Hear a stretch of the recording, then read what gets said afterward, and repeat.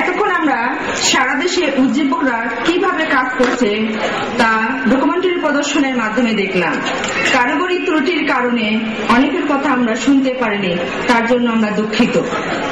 এবার আমাদের আরেকজন বলিষ্ঠ উজ্জীবক ও নারী নেত্রী তার অভিজ্ঞতার বক্তব্য নিয়ে আসছেন খন্দকার মমতাজ বেগম সিলেট থেকে।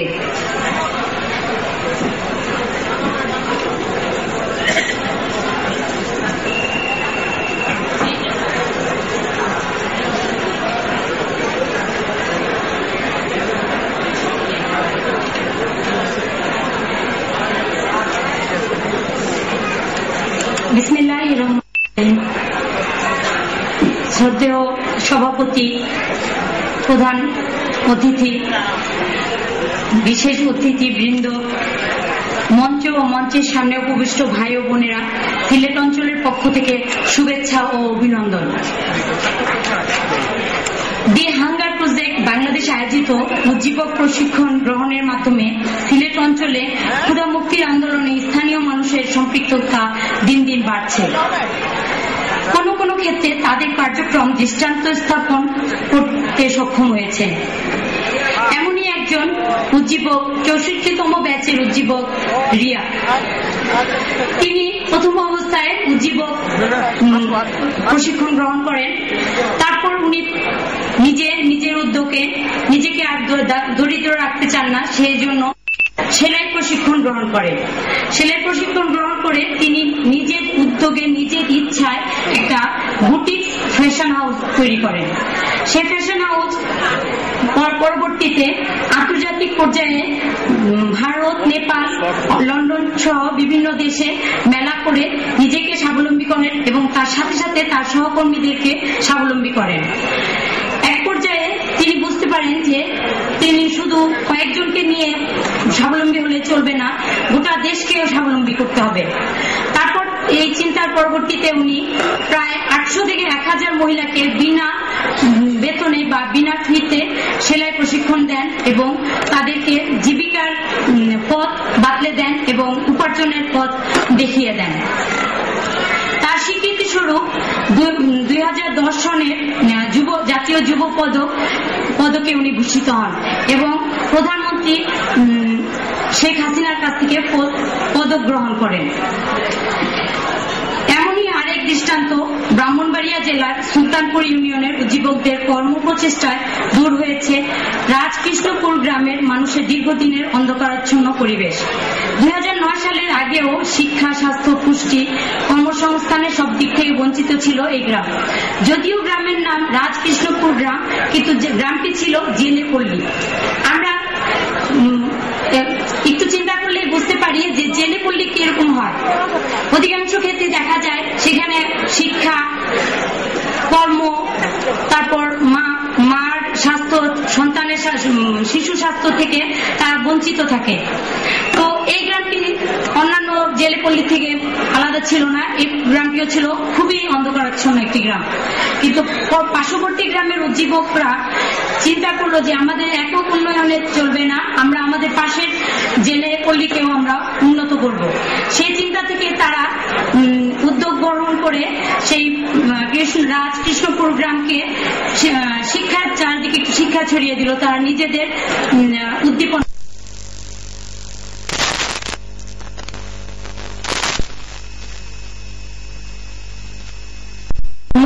পুরুষদের মধ্যে যে মাছ ধরতেও যে শিক্ষার প্রয়োজন, সেই শিক্ষাটা তাদেরকে বুঝিয়ে দিল, যা থেকে তারা মাছ ধরা এবং জাল তৈরি করাতেও মানে আরো কর্মনিষ্ঠ হয়ে পড়লো তারা, এবং মানুষকে ব্যস্ততম করে তুললো এবং গ্রামকে হয়ে উঠলো আদর্শ গ্রামে।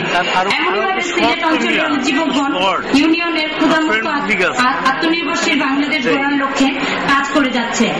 নারী নির্যাতন, বাল্যবিবাহ, জন্ম নিবন্ধন, মায়েদের স্বাস্থ্য ও পুষ্টি, আইনমূলক কর্মকাণ্ড, স্থানীয় সংগঠনের মাধ্যমে মানুষকে সংগঠিত করা, পুঁজি সৃষ্টি করা, স্বচ্ছ জবাবদিহিতা প্রতিষ্ঠার জন্য ইউনিয়ন ভিত্তিক ওপেন বাজেট সহ এমপিজি বাস্তবায়নে উজ্জীবকগণ কাজ করে যাচ্ছে। এই কার্যক্রমে আমাদেরকে প্রতিনিয়ত হাঙ্গার প্রজেক্টে সিলেট ও অফিসের স্টাফরা সাহায্য করেন, যাতে আমাদের কাজ আরো ত্বরান্বিত হয় এবং সহজ হয়। ভবিষ্যতে পুরো অঞ্চলে এই কার্যক্রম বিস্তার লাভ ও ক্ষুধামুক্ত বাংলাদেশ গড়ার লক্ষ্যে আমাদের এই আন্দোলন চলমান থাকবে। আপনাদের সকলের প্রতি আমাদের অঞ্চলের পক্ষ থেকে আহ্বান, আসুন সবাই মিলে দেশটাকে সুন্দর করে গড়ি, সবাই মিলে সুন্দর থাকি, সুস্থ থাকি। ধন্যবাদ।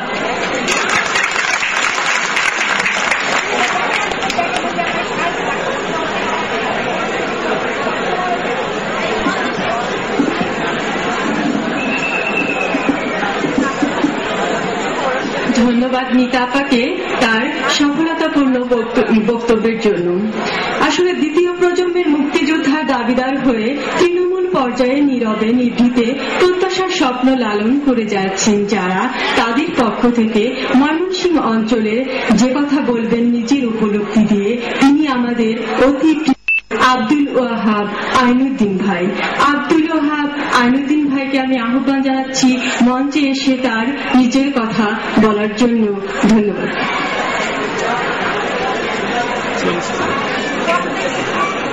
বিসমিল্লাহির রহমানির রহিম।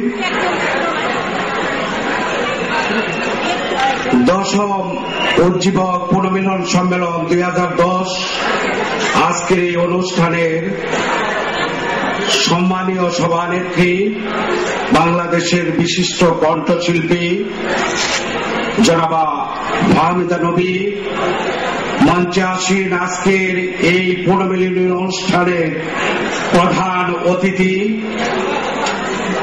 সাবেক প্রধান বিচারপতি, তত্ত্বাবধায়ক সরকারের সাবেক প্রধান উপদেষ্টা, বাংলাদেশের গণজন্মা পুরুষ বিচারপতি জনাব হাবিবুর রহমান, এখানে উপস্থিত আজকের এই সভার বিশেষ আকর্ষণ অ্যামনেস্টি ইন্টারন্যাশনালের সাবেক সেক্রেটারি জেনারেল, মানবাধিকার কর্মী জনাব আইরিন খান, আমাদের মাঝে উপস্থিত এই সারা বাংলাদেশের টেকনাফ থেকে তেতুলিয়া, রূপসা থেকে পাথুরিয়া আমাদের 1,30,000 উজ্জীবকের অভিভাবক, আমাদের ঠিকানা বাংলাদেশ তিহাঙ্গার প্রজেক্টের country director, global vice president, যিনি ক্ষুধা, অশিক্ষা, দরিদ্র বিমোচনের লক্ষ্যে বাংলাদেশের বিভিন্ন প্রান্তে এই উজ্জীবক ইউথেন টিম সুজনের মাধ্যমে জবাবদিহিতা, গণতন্ত্রের স্বচ্ছ অবস্থা পরিচালনা করছেন। আজকের এই সভামঞ্চে উপস্থিত আমাদের পরম শ্রদ্ধাভাজন ডক্টর বদিউল আলম মজুমদার এবং মঞ্চের সামনে বিভিন্ন সাংবাদিক, রাজনীতিক নেতৃবৃন্দ, সাবেক বিচারপতি, জনপ্রতিনিধি এবং বাংলাদেশ থেকে আগত 10টি অঞ্চলের আমার প্রাণপ্রিয় উজ্জীবক ভাই ও বোনেরা, আমার বৃহত্তর ময়মনসিংহ অঞ্চল, ময়মনসিংহ, কিশোরগঞ্জ, টাঙ্গাইল, জামালপুর, শেরপুর, নেত্রকোনা, সিরাজগঞ্জের চহলি এবং সুনামগঞ্জের ধরমপাশার এই জেলা সদর সহ 63টি উপজেলার উজ্জীবক ভাইদের পক্ষ থেকে আপনাদেরকে জানাচ্ছি রক্তিম অভিনন্দন এবং শুভেচ্ছা। আমার অঞ্চল ময়মনসিংহ অঞ্চল, হাউর বাউর, মহিষের সিং, এই